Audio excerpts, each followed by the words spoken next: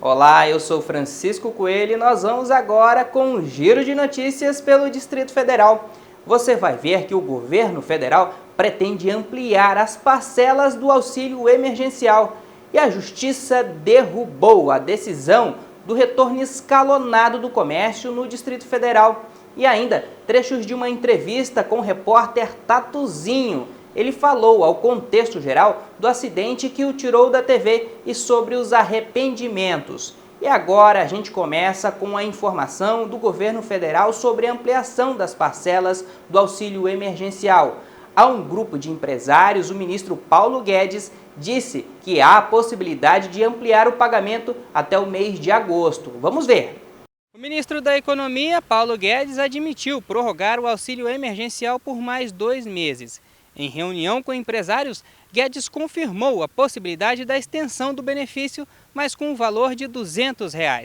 O auxílio foi criado para reduzir os impactos econômicos provocados pela pandemia do novo coronavírus durante os meses de abril, maio e junho. O pagamento acabou gerando desconforto para o governo e sofreu alterações no Congresso, provocou longas filas em diversas regiões do país.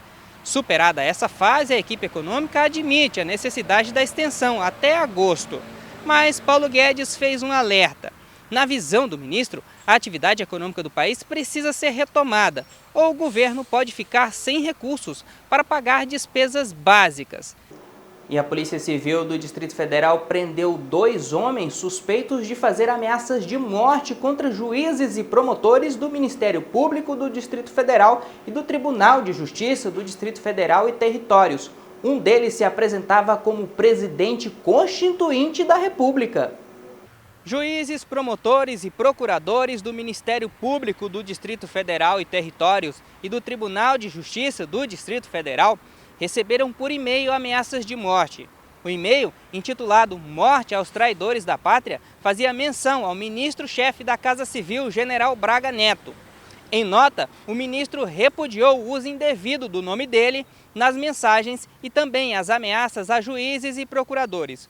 O MPDFT e o TJDFT e seus núcleos de inteligência cibernética solicitaram à Polícia Civil do Distrito Federal a investigação de origem das ameaças. Quando hoje, na quinta-feira, os policiais da Delegacia de Polícia de Crimes Cibernéticos do Distrito Federal prenderam 2 homens em um residencial de luxo às margens do Lago Paranoá.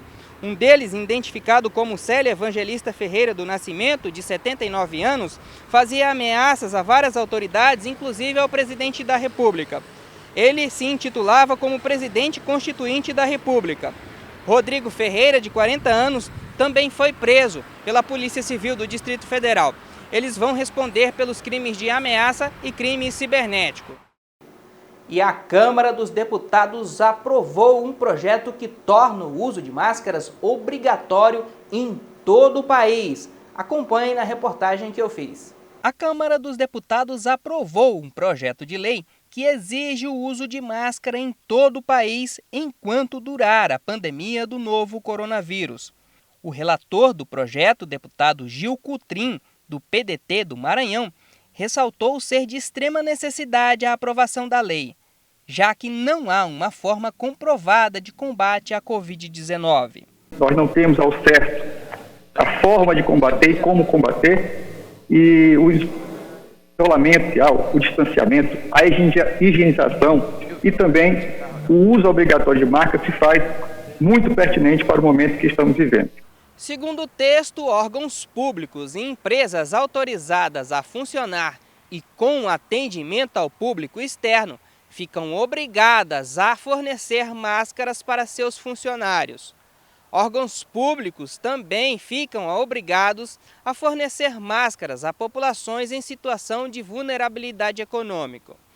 O texto original previa o pagamento de multa no valor de R$ 300 para quem descumprir a medida.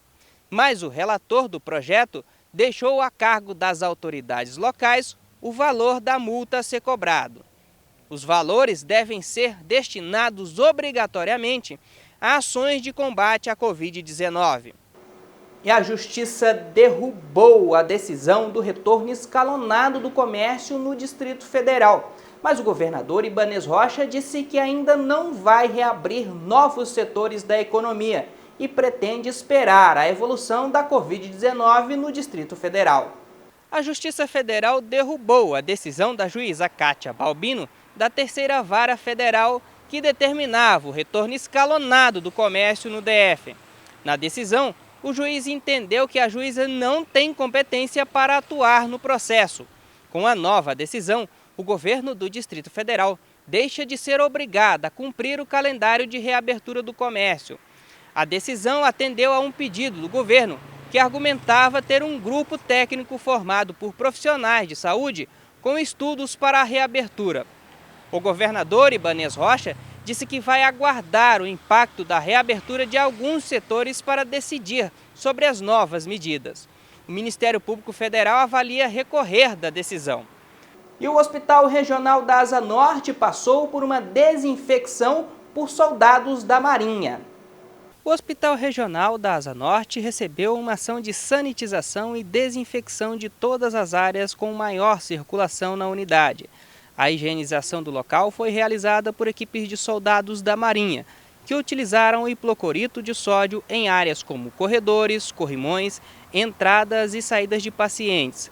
Além da sanitização e desinfecção, os militares realizaram a capacitação com os trabalhadores terceirizados da limpeza, esclarecendo sobre os produtos que devem ser utilizados nas áreas de maior risco de contaminação pelo novo coronavírus e a maneira correta de higienizar esses ambientes. E para fechar o nosso giro, você vai acompanhar trechos da entrevista que o Tatuzinho fez ao Contexto Geral. Ele falou sobre o acidente que o tirou da TV e sobre os arrependimentos. Vamos ver. Primeiramente, eu fui autor e não vítima de uma história. Eu fui autor de uma história ruim. Uma história no qual teve um ato ruim que gerou uma consequência grave. Batendo em vários veículos, capotando o meu carro diversas vezes, ferindo algumas pessoas, e aquele ali foi muito doído para mim. Eu me emociono porque é algo que eu amo, é algo que eu gosto, então aquele ali me doeu muito. Mas eu sabia que Deus lá na frente tinha algo melhor para mim. E o Contexto Geral, você sabe, é domingo às 8 da noite aqui na TV União Brasília, canal 11.1. O nosso giro de notícias fica por aqui. Mais notícias você acompanha a qualquer hora na nossa programação e também no site www.tvuniãobrasilia.com.br. Tchau!